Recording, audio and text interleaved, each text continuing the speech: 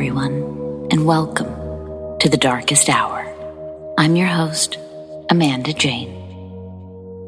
Lookalikes and doppelgangers.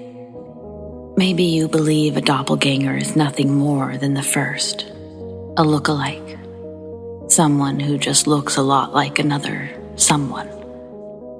That's not exactly scary, right? Well, no, not exactly. But maybe you believe a doppelganger is not just someone who resembles another, but instead an exact double of a living person. Picture it, someone who not only shares your face, but also the way you walk, talk, dress, being enough to fool even your closest allies. Tonight, we explore some of those stories, alongside a pretty intense haunting out of Texas, a new homeowner's nightmare, and many more. So, let's get started, shall we?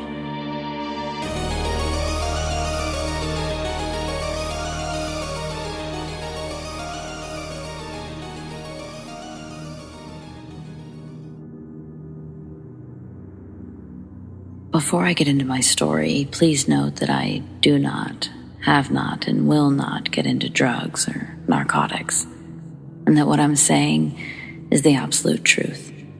As fake as it may sound, please listen. I was taking a course that required me to be there in person. The course took place at a school that was a 40 to 45-minute walk, depending on your pace. For the most part, though, my dreadful coordination has led me to getting lifts from my mother each morning to school. From school, however, I'd have to walk home, as she finishes at a later hour. I still remember feeling nervous about walking home alone. I'd never done it before. As I'm a dependent person, relying heavily on other people to help guide me through life, it's something I'm working on, and I knew this would be a step in the right direction, even if it wasn't by choice. The first few times were smooth sailing. It's a fairly simple path despite being a long walk, by my standards at least. I don't get out much. But I felt comfortable with the process nonetheless, until this one particular day, after the class ended. I of course started to walk home once the class concluded, alone, and started feeling odd. I'm not sure how else one would describe the feeling of being watched other than creeped out. Like, not just a simple glance over. It felt like someone was actively observing every step I took. But that's when my focus drifted back to the person walking ahead of me. They weren't directly in front of me. I'm not good with estimates, so if I had to guess, I'd say 14 meters away, enough for me to make out their features. I didn't notice this before, as I tend to shy away from looking at people, but I realized that this person has all too familiar features. Their hair, clothing, bag, hell, even their odd gait matched my own. And their pinky finger. In a previous year, I punched a brick wall which left my pinky finger disformed. That girl had the exact same thing on the exact same hand. It's not a coincidence. I didn't know what to do other than act like nothing was wrong, but at the same time, I couldn't look away from her. I was freaking out on the inside. I watched her, trying to see if perhaps I could catch a glimpse of her face and get the confirmation I wanted, that this really is just a coincidence, and I'm overthinking this whole thing. I couldn't tell if she started catching on that someone was watching her, but she would not stop walking down the same roads, going in the direction of my home, looking exactly like me. She just walked around the freaking corner and then poof, gone. I felt even more freaked out. I don't know what to think. Am I going crazy? Did I imagine the whole experience? I don't want to walk home again. I need help.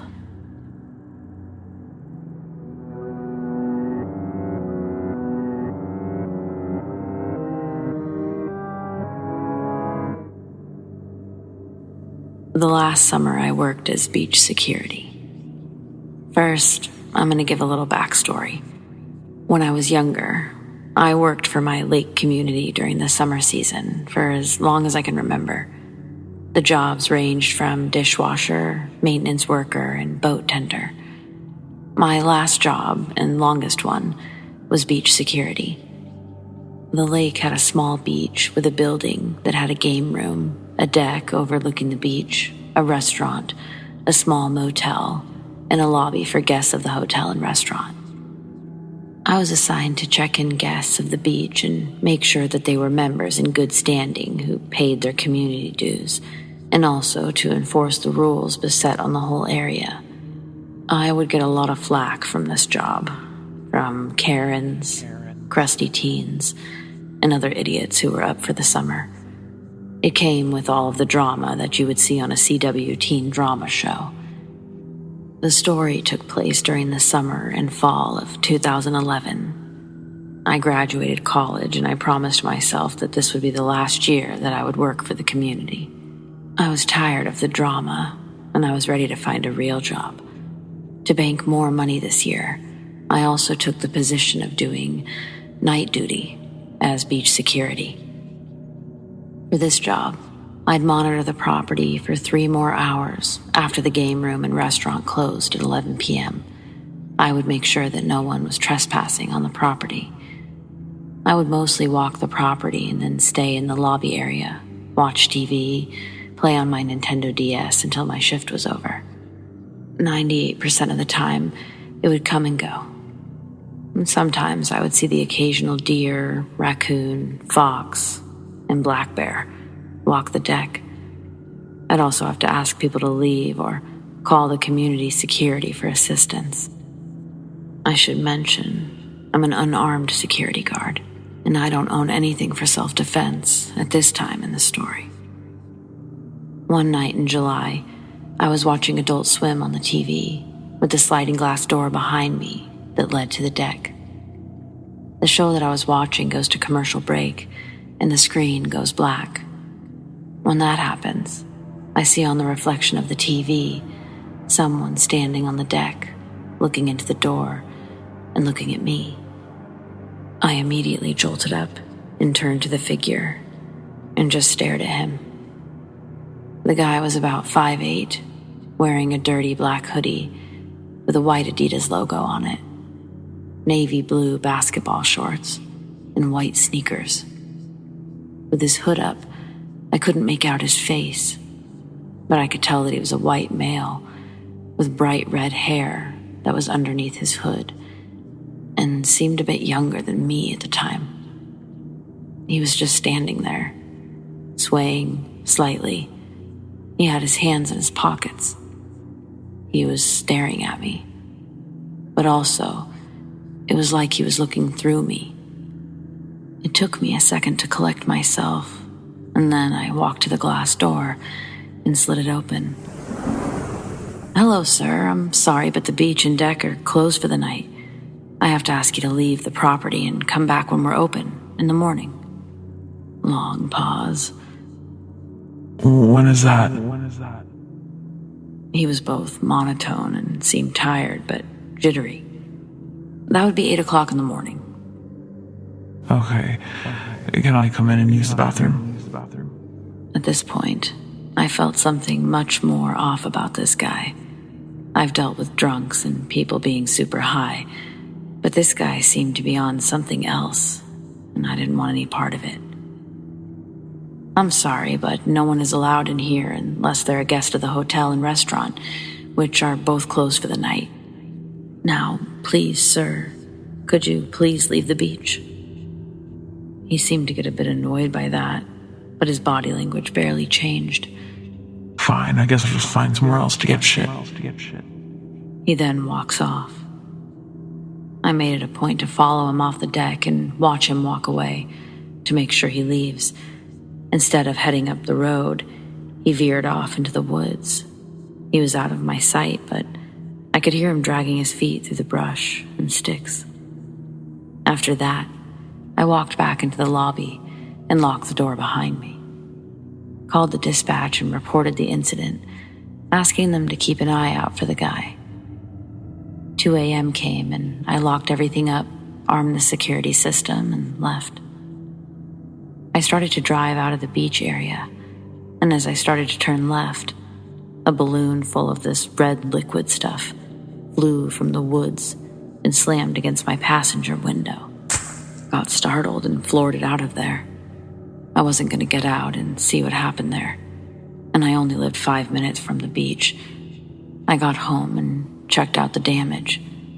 My passenger door was covered in red paintball paint. The impact was enough to dent my door.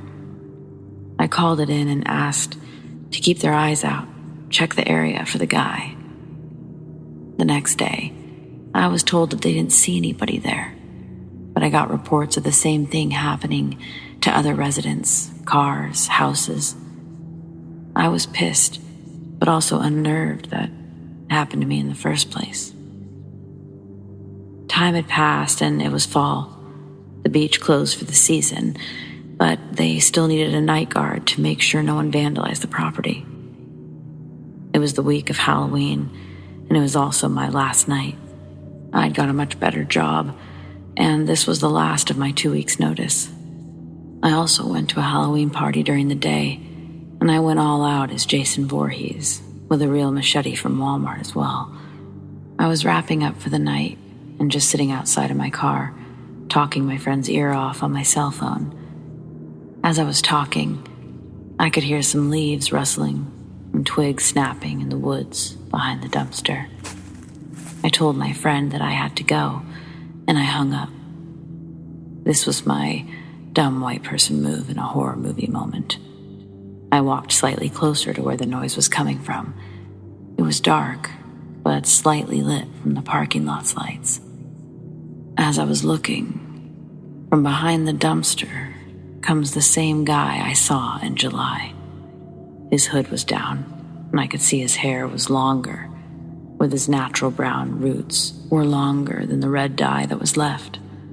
He began to fast walk up to me, growling, and his face was plastered with rage.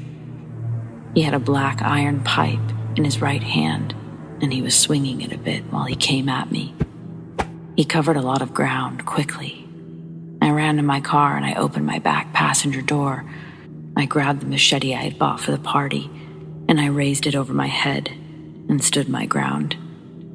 I don't remember what I said to him. I was filled with so much adrenaline, but I know I cursed a lot.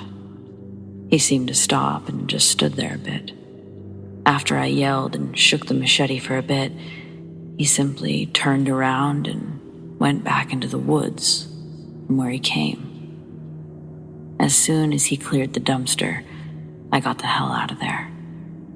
I was going way too fast for the windy roads my community had. I called not only security, but the police as well. By the time they got there, he was nowhere to be seen again. 4 years later, I moved away from my community and haven't heard anything about the man or anything related to the incident. I now carry a knife, and I still have the same machete in my car, just in case.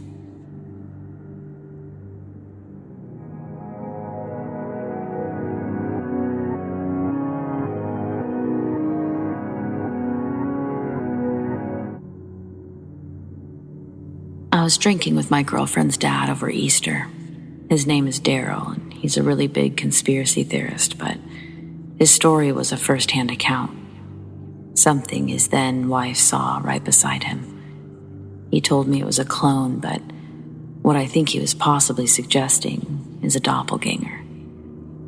It all started after he'd been ranting about aliens for a while.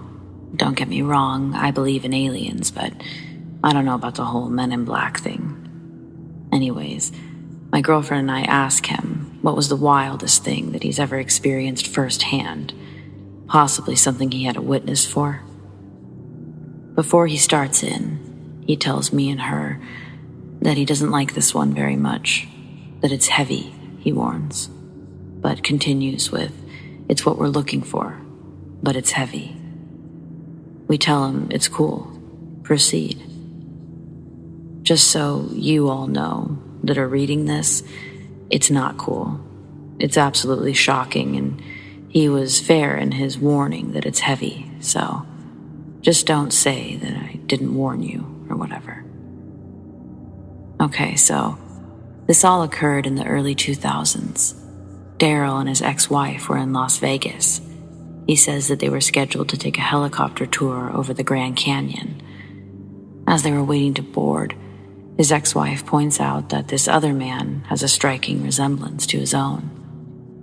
Daryl says that he couldn't help but to agree. He says his stomach dropped when the man turned around and had the same birthmark on the back of his neck. Daryl has a pretty big, unique-looking birthmark that spans from his neck to the middle of his back. If you believe birthmarks are past scars from death, I'd say this birthmark looks like he was chopped with a sword. When Daryl saw that identical birthmark, he says he knew that his DNA was stolen at the hotel they stayed at.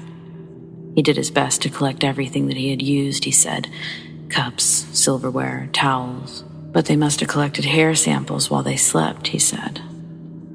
Now, with this wild theory becoming more fact than plausible in his mind, I interrupt his rant and ask, so what did you do? He says that he confronted the imposter. His ex-wife was pleading with him not to, but Daryl had to expose the truth. So he walks up behind this guy, grabs him by the shoulder and spins him around. It was like looking into a mirror, he says. Both men just stood there, staring at each other, the same shocked expression. But with the hunch of this man possibly being a clone, Daryl tells me that he starts grilling the guy, asking him his activation date. That's when his ex-wife grabbed him and then apologized for her husband's behavior. Soon, the pilots came out and everyone was separated into 4 groups for the helicopter ride. Lo and behold, Daryl's doppelganger, aka imposter clone, is paired off in his group. Daryl says that his clone looked intimidated getting onto the helicopter with him, but also that he didn't seem to be with anyone, just a guy going on a ride by himself. Daryl's ex-wife threatens divorce if he makes a scene. The first leg of the sightseeing tour was fine, but as the helicopter was returning to the south rim of the canyon, the man with the identical features as Daryl, the doppelganger, he gets a glazed look over his eyes. He takes off his headphones, stands up, walks to the exit door, and pulls it open. Everyone starts freaking out, the pilot yelling to close the door. Meanwhile, Daryl's struggling to unbuckle his seatbelt, and the man turns to look at all of them, and then just steps out of the helicopter. Daryl says he finally got his seatbelt free, but all he could do was close the door. For the most part, everyone was silent, except his ex-wife. She was melting down, as Daryl put it. Nobody knew why he did it. Daryl actually paused when he got to that part. My eyes were glued on him. I was sort of in a shocked state from what he'd just told me. I didn't have any questions for him this time. As I looked at him, I just thought, damn, he was there. This story, surprisingly, didn't end with a wild conspiracy rant, though it did start with one. This one, it was different. I could tell that he had experienced something truly life-changing. He says that his ex never got over that one, pinning this incident as one that started their long road to an inevitable divorce. Daryl finished by telling us that they read in the morning paper police had found his body deep in the canyon later that day. No other information was reported about the man.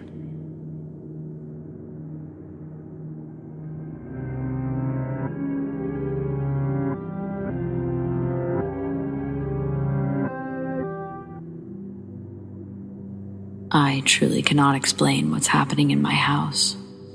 We, my wife and I, moved in about 3 months ago. And ever since the second week, it's been wild. At first, it was just little things. Couldn't find the keys. Thought we locked the door, but didn't. All stuff easily dismissed by stress of work and a new place. But now, 3 months later, we've officially lost every single remote in the house. And I don't mean we physically lost them. No, they just disappeared. All of them. We have a TV in our room, a TV in the living room, and another in our bonus room downstairs. All three are missing their remotes, including the remotes to the Fire Sticks themselves. We replaced the remotes once a month ago, only to have them disappear again. It's just us in this house. It's a brand new house. We're so confused. 2 nights ago, we woke up to the TVs being turned on, volume at full blast. No remotes anywhere to be found. It was so disorienting running around the house trying to silence the sound. My wife is becoming more and more paranoid and scared. This is not what buying our first house was supposed to feel like. I feel like I'm losing my mind. If anyone knows what we should do, please share.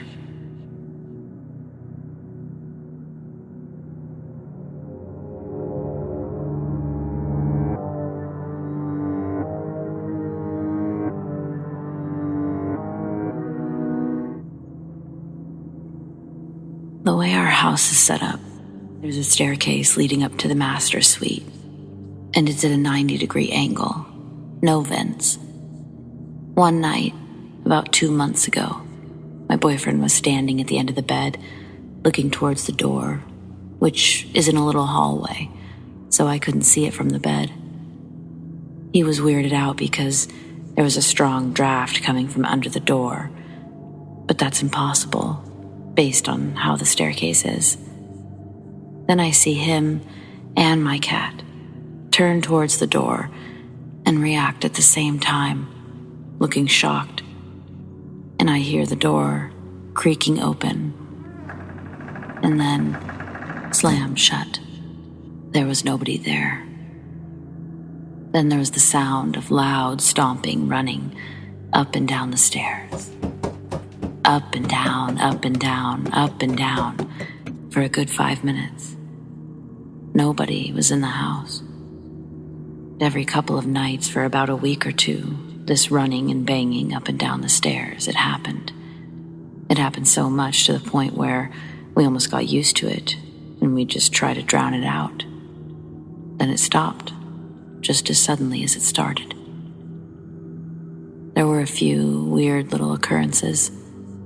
Doors opening by themselves, small noises, etc., but nothing crazy.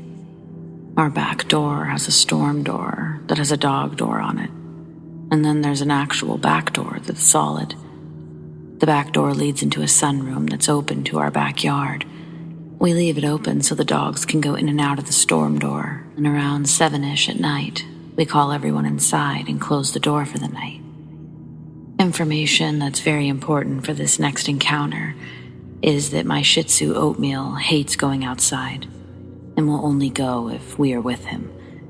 If I put him outside by himself, he claws and barks at the door and squeezes himself between the storm door and the back door. About a month ago, after calling everyone in, I was watching a movie downstairs and my boyfriend was upstairs playing video games. About an hour or so into the movie, I hear scratching at the back door. I think it must be one of our cats, because it's hard for them to get inside from the sunroom. I go to let them in, and it isn't my cat. It's my Shih Tzu, Oatmeal. I pick him up and I love on him and tell him I'm sorry that we locked him out. He growls at me and runs off. Oatmeal is a dick, so I don't think anything about it. About 30 minutes later, my boyfriend comes downstairs and I tell him that he locked Oatmeal outside when we called the dogs in. He insists that Oatmeal has been upstairs with him this whole time, in his lap, making it hard to play video games. We have a kind of half-joking but mostly serious argument because we both insisted on seeing Oatmeal in 2 different places at once. I shrug it off and think my boyfriend just didn't want to admit that he locked Oatmeal out. No biggie. About 2 weeks ago, I wake up for work and take Oatmeal downstairs with me. I close the bedroom door behind me so that Odie doesn't run back upstairs and bother my boyfriend while he's trying to sleep. I do this pretty much every day. I go to work, come home, and my boyfriend's telling me how Odie got in trouble the night before after I fell asleep and said he locked him downstairs as punishment. I'm laughing because my dog is a dick, and I ask him when he decided to soften up and let Odie back in the bedroom, and he very seriously insists he didn't. I tell him that Odie was sleeping by my feet that morning, and I took him downstairs with me. We have another argument, both insisting that he was in 2 different places. About a week ago, we were watching TV, Odie sleeping by my feet as always. It gets late, so we turn everything off and we're laying there watching videos on our phone until we get sleepy. I feel something climb up in between us and circle a few times before settling against my back. I can feel my boyfriend petting it. I thought it was a little weird because I could still feel Odie at my feet, and my cat usually lays on top of me. He insists on being on top of me, and he'll climb back if I push him off. But I just assumed it's my cat anyway, because why would it be anything else? About 5 minutes later, I hear Oatmeal's growl come from in between me and him. My boyfriend hurries to turn on the light as something runs off the bed. Oatmeal is sleeping soundly by my feet, and my cat is sleeping in a chair across the room. My boyfriend throws himself out of bed and starts searching the entire room in a panic, going through the bathroom cabinets, the dirty laundry, under the bed. He literally had a gun and a flashlight and is hunting the room, panicked. He says that he was petting what he thought was Oatmeal, but when he got to his head, it was completely hairless, and it growled and tried to bite him, and then ran off. We were up for hours before finally falling asleep with the lights on. At this point, I'm convinced it's not a ghost problem, but some sort of skinwalker or doppelganger monster plaguing this house. Over the next few days, we heard some strange noises and little things, but nothing huge. We talked to some people and decided to try and cleanse the house, so we were going to the metaphysical store to get supplies. As we're getting ourselves together, I hear 3 knocks come from the top of the stairs. I ask my boyfriend if he heard them, and then there were 3 more knocks, this time louder and more separated, more deliberate. Knock, knock, knock. We leave the house. When we get back, we decided to leave the stuff in the car until we're prepared enough to do what we need to do, because we didn't want to make whatever this thing was angry. But I did bring in a worry stone I got. I used to have one from when I went to Ireland. I'd carry it in my pocket, but I lost it. I put the worry stone in my nightstand drawer. We spent the evening downstairs. All of the animals were downstairs with us, and the bedroom door was shut. A few hours later, I go upstairs to shower, and I notice something sitting in my cat's water fountain. It's my worry stone. My stomach fucking dropped. So then the next night, we're at dinner with my boyfriend's mom, and she's telling me about all this weird stuff in the house that I didn't know about, including a mailbox in the wall in the downstairs closet. She says she assumed they used it to hide money, which I think is odd, but I decided to entertain that possibility until I actually went home and saw the mailbox. It's a tiny, bright red mailbox. They cut a hole and anchored it into the closet. The back of the mailbox is gone, and it opens into a crawl space between the wall and the back of the fireplace. There's a string in the mailbox that lowers into the cavity. Why would someone hide money in there?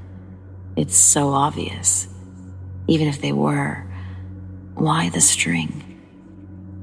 Once you've found the mailbox, you've found the string. If the money falls out of the string, you have to cut the wall open to retrieve it. I made him cut a hole at the bottom of the wall, but we didn't find anything back there. Whatever they were lowering into the wall is long gone. This mailbox gives me the heebie-jeebies, but I decide to leave it alone. The next day, I'm at work, and I'm telling my coworker about the strange, tiny mailbox, and a pair of my grooming shears is thrown onto the floor from my shear holder, in front of both of us. We caught it on a security camera. My coworker was so freaked out, she had the manager go review the footage.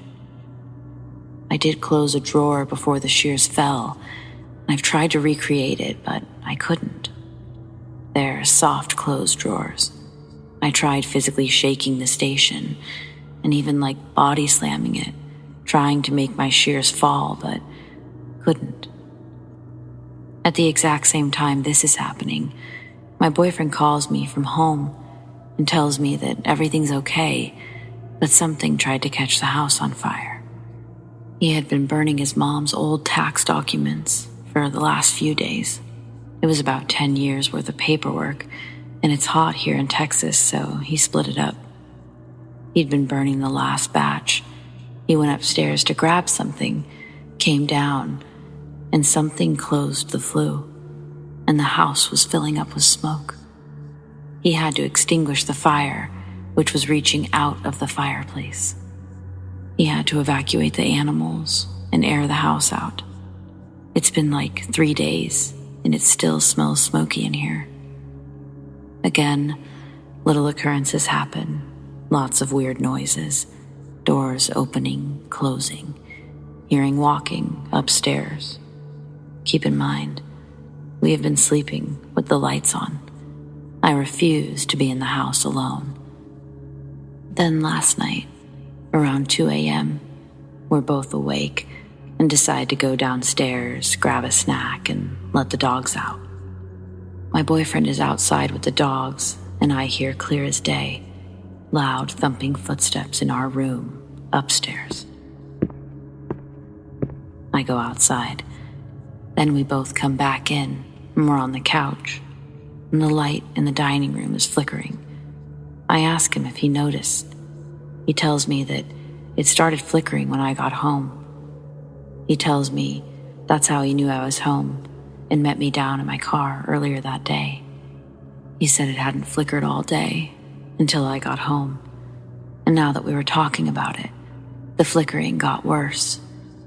On and off, on and off, on and off. We decided to turn the lights off and go back upstairs. Then upstairs in our bathroom, the light bulb in our wax melter bursts mysteriously. He goes downstairs to the laundry room, and our laundry room light all of a sudden won't turn on when it was just on less than 30 minutes ago. He comes back upstairs. We lock our bedroom door and try our best to go to bed. This morning, all the lights are working fine until I'm out in my craft shed, where the electricity starts going on and off, randomly. Everything all at once, like the breaker was being switched back and forth, and then it just stops. After a few days of flickering lights, strange noises, doors opening, closing, we cleansed and salted the property. Here's to hoping this is the end of it. It would be nice to be able to sleep with the lights off again.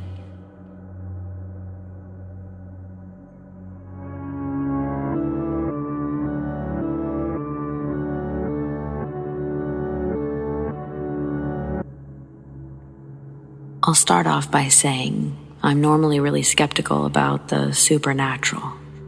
I'm neither spiritual or religious in any way.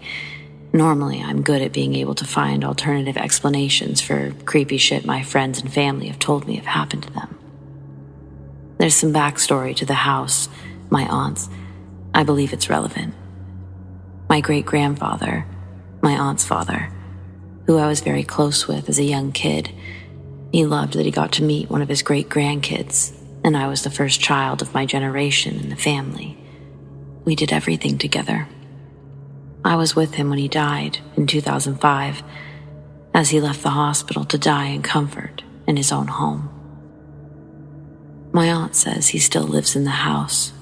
She has a cat who seems to constantly stare into space or meow at seemingly nothing. Also, her house is always freezing. No matter how long you leave the heat on, it's never warm enough. I always found this weird, but it was nowhere near enough to creep me out. A couple of weeks ago, I visited her with my ma and younger sister. My aunt and uncle were standing in the kitchen, having a conversation with us. I was standing in the doorway, and the kitchen is tiny, so I had a full view of the room. She had fancy plates sitting in plate holders, and they were really just for decoration. Mid-conversation, one of the plates looks like it's lifted out of the plate holder and then flung across the kitchen. It smashed to pieces, obviously. We just kind of sat there. Nobody screamed because we were just stunned. My aunt was so calm about it. She just says, "Yeah, that's my dad for sure. He never leaves the kitchen." I know she's probably seen shit like this happen in that house for decades, hence why she was so calm about it. I honestly don't believe in ghosts, but this is something that's got me stumped when it comes to figuring out some sensible explanation.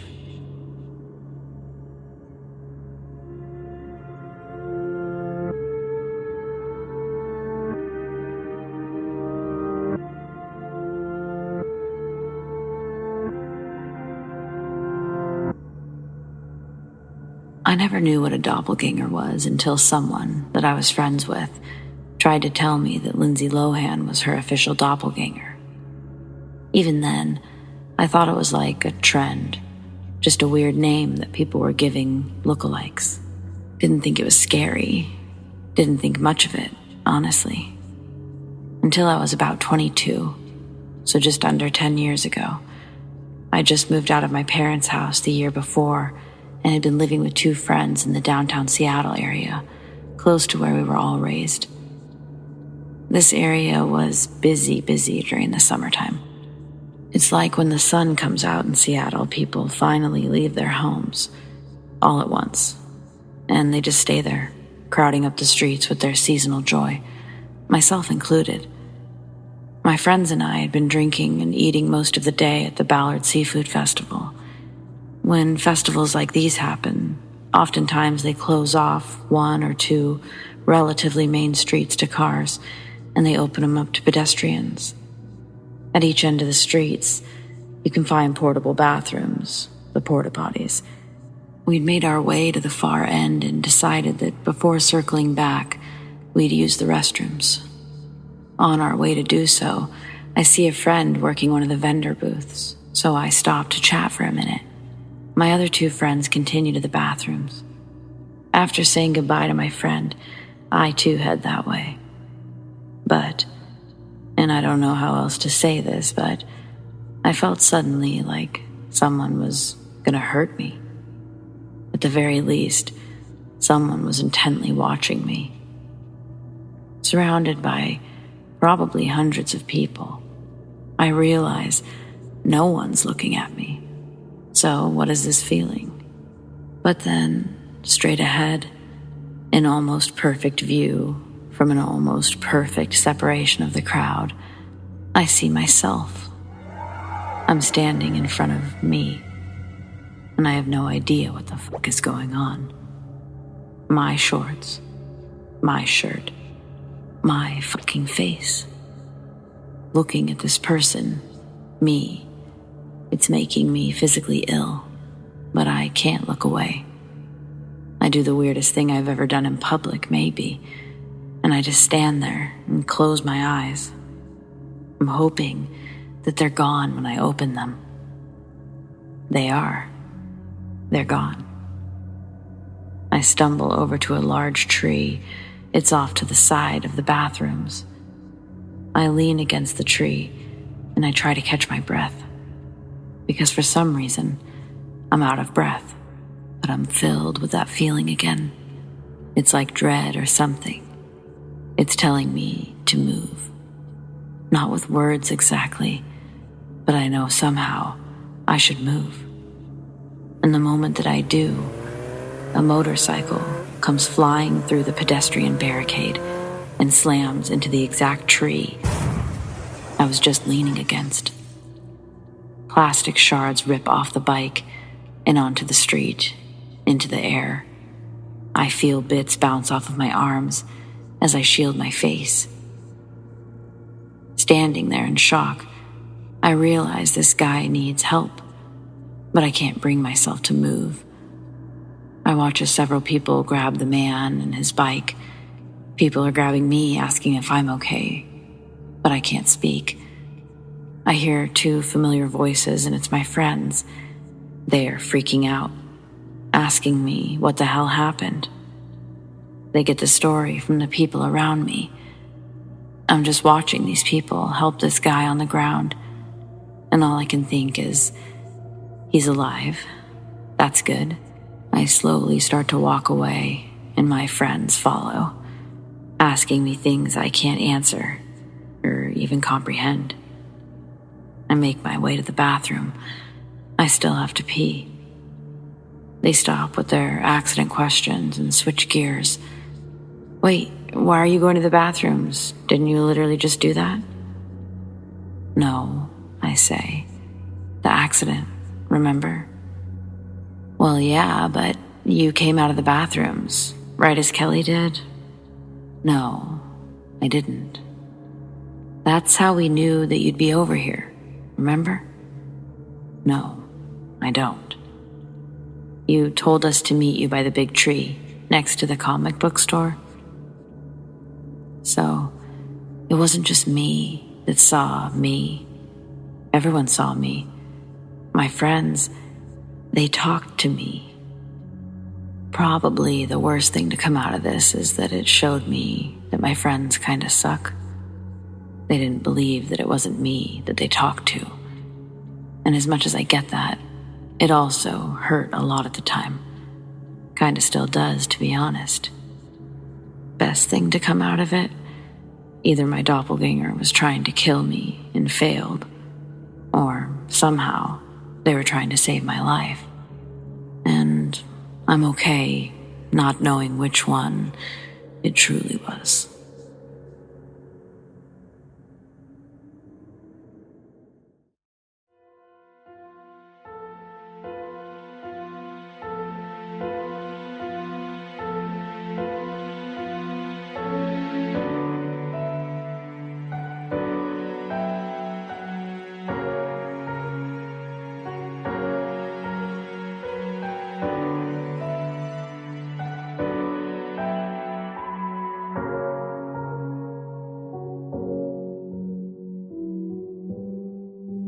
Well, friends, it appears we've reached the end of tonight's episode. But be sure to join me every Friday night for a brand new one. I want to thank those who shared their stories, and a big thanks to all of you for listening.